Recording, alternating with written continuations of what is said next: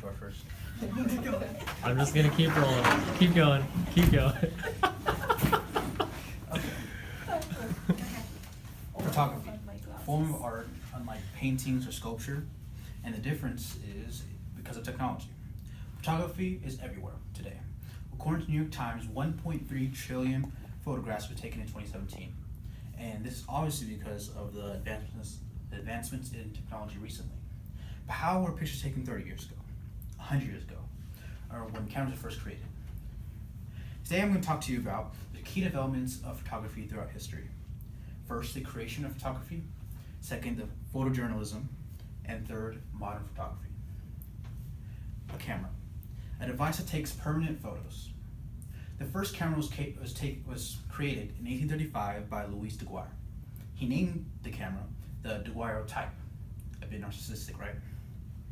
The Daggy, which I'm going to call it now because I need to be able to speak, but the Daggy is a wooden box device that has a lens in the front.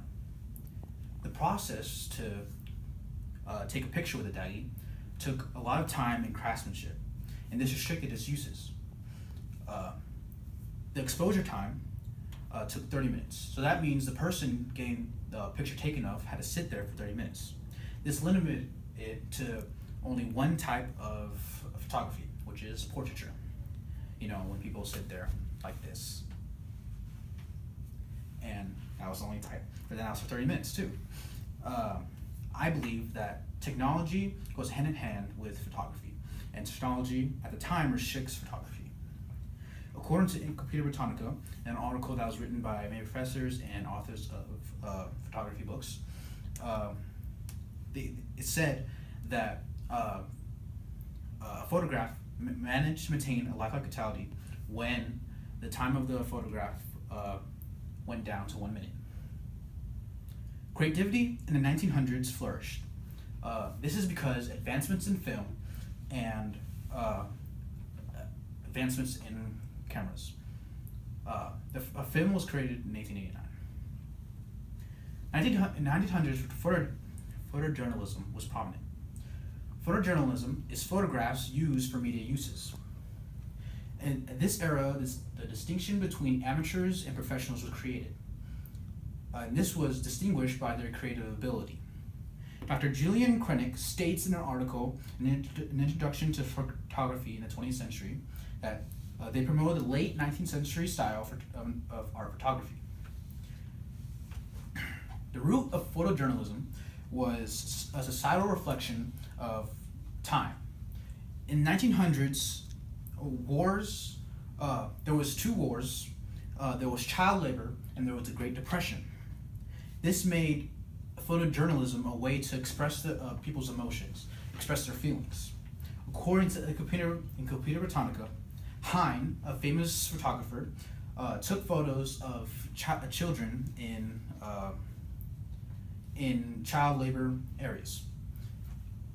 These photos helped promote regulations on child labor. But these photos were not regular photos. They were works of a professional. They showed the view of the children, not an outside view.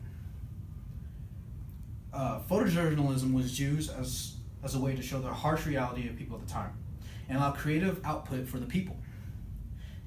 This advanced photography because it showed how powerful photography could be. The next development was the digital age, modern photography. Modern photography is all about availability and the manipulating of photos.